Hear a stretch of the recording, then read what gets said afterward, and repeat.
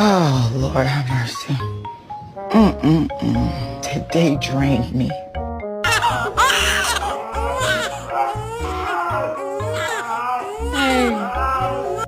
So this is what love looks like.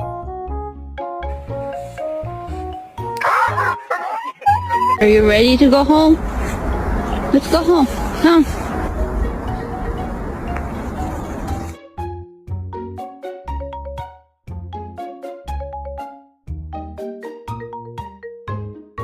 Yeah.